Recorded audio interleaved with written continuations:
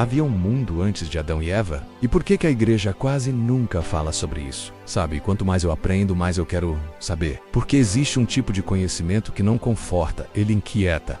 Ele não te faz dormir, ele te desperta. E quando você acorda, não consegue mais voltar a dormir espiritualmente. Talvez o silêncio da igreja sobre esse tema não seja por falta de conteúdo, mas por medo das consequências. Agora, imagine comigo.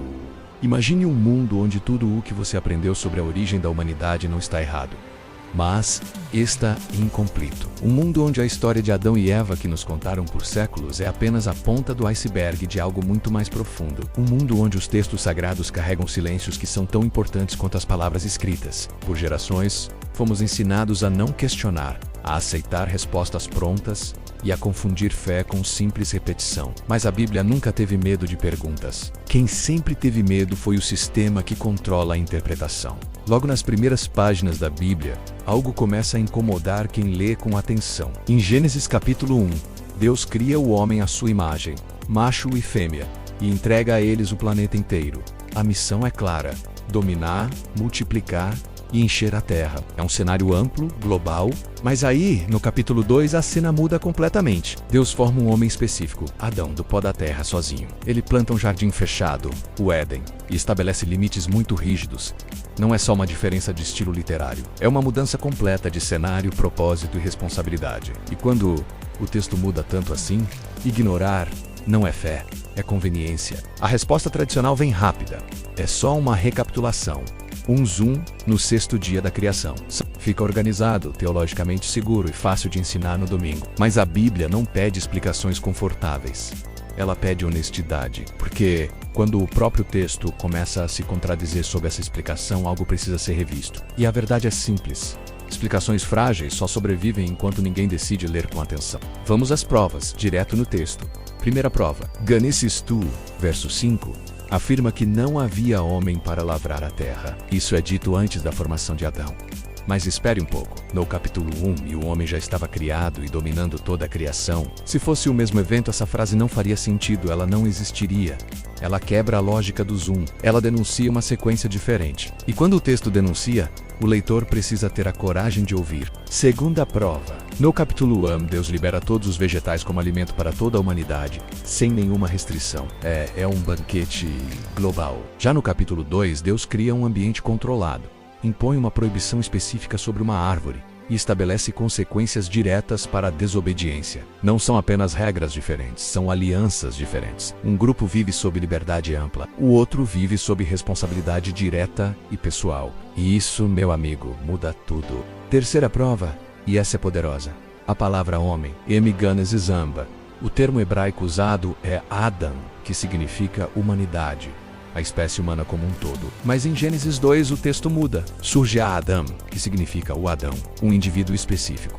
Isso não é uma interpretação moderna ou uma invenção. É gramática hebraica básica. O próprio texto faz a distinção entre a humanidade e o indivíduo. O problema nunca foi o hebraico original. O problema sempre foi a tradução simplificada demais que chegou até o púlpito.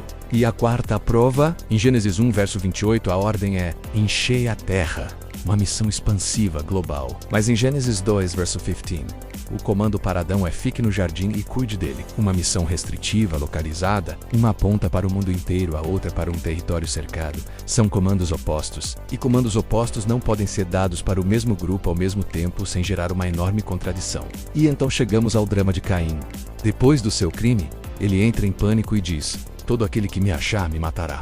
Peraí. Todo aquele? Quem são esses todos? Se só existiam 3 pessoas no planeta menos Adão, Eva e Caim, de quem ele tinha tanto medo, a resposta de Deus é ainda mais reveladora. Ele coloca um sinal em Caim para protegê-lo. Protegê-lo de quem? Não faz o menor sentido se a terra estivesse vazia. O medo de Caim denuncia uma realidade muito maior do que a que nos contaram. E não para por aí. Caim vai para a terra de Nod, encontra uma esposa, tem filhos e, pasmem, constrói uma cidade. Cidades não se constroem para uma única família. Cidades exigem população, organização, mão de obra, sociedade. A Bíblia não explica isso em detalhes porque não precisa explicar o que já era óbvio para os seus leitores antigos. O problema é que nós perdemos o contexto cultural deles. e herdamos apenas a versão simplificada da história. A explicação tradicional, claro, diz que a esposa de Caim era uma irmã dele, mas o texto não confirma isso em nenhum lugar. Pelo contrário, ele adia a menção das filhas de Adão para muito depois. A Bíblia não tem problema nenhum em citar nomes e genealogias quando quer. O silêncio aqui não é acidental, ele é estratégico. E silêncios estratégicos geralmente escondem verdades que podem ser um pouco desconfortáveis. E essa discussão não é de hoje. Rabinos antigos, muito antes de Cristo, já discutiam abertamente sobre a existência de povos anteriores a Adão, pais da igreja primitiva, como Esach do Nínive. Mencionaram com cautela que houve homens antes daquele formado do pó da terra.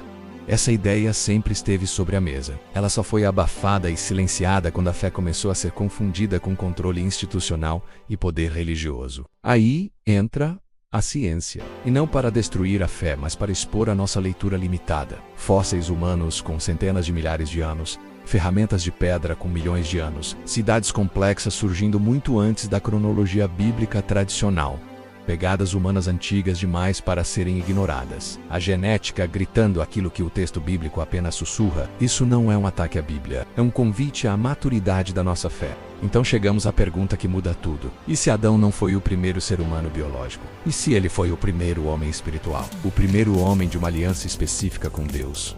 O primeiro a carregar uma responsabilidade moral direta? O primeiro a representar toda a humanidade, pré-existente e futura, diante de Deus? Pense nisso. Quando o apóstolo Paulo chama Jesus de o último Adão, ele não está falando de DNA ou biologia. Ele fala de função espiritual. O primeiro Adão inaugura a queda espiritual da humanidade. O segundo Adão, Cristo, inaugura a restauração. O pecado espiritual entra no mundo por um homem. A redenção espiritual vem por outro homem, nada sei per. Tudo se encaixa perfeitamente. A cruz continua no centro de tudo. De repente, a teoria pré-adâmica faz tudo fazer sentido. A esposa de Caim deixa de ser um problema. As cidades antigas deixam de ser uma ameaça. Os fósseis deixam de ser inimigos da fé. A ciência deixa de ser a vilã. E Deus deixa de parecer um mágico que falsifica evidências para nos testar. A Bíblia não encolhe, ela cresce. Cresce até ficar do tamanho do universo que ele mesmo criou. Essa teoria não nasce para negar a Bíblia, muito menos para enfraquecer a fé. Pelo contrário, ela nasce do respeito profundo pelo texto quando ele é lido com atenção, contexto e honestidade. Ela propõe que havia uma humanidade biológica criada em Gênesis 1, vivendo e se multiplicando. Adão, em Gênesis 2, seria o início não da vida humana, mas de uma relação espiritual específica, um homem separado para uma aliança. Essa distinção é fundamental. A humanidade de Gênesis 1 povoa a terra. Adão, em Gênesis 2, guarda um jardim. São dois atos distintos no mesmo plano divino. O pecado que entra por Adão não é biológico, é espiritual. É a quebra da aliança. É a ruptura da comunhão consciente com Deus. Por isso Cristo é o último Adão. Ele não corrige um erro genético, ele restaura uma aliança espiritual. Quando entendemos isso, o conflito entre fé e ciência simplesmente desaparece. A ciência explica a antiguidade biológica da humanidade. A Bíblia explica o propósito espiritual da humanidade. Cada uma em seu campo. A verdade bíblica não é frágil, ela é profunda. O problema nunca foi o texto sagrado, sempre foi a nossa leitura rasa. E agora? A pergunta final não é teológica. Você prefere uma fé frágil, que depende do silêncio e tem medo de perguntas? Ou uma fé madura, que aguenta a verdade? Porque Deus nunca teve medo das suas perguntas. Quem sempre teve medo fomos nós. Se você chegou até aqui, talvez sua fé não esteja em crise.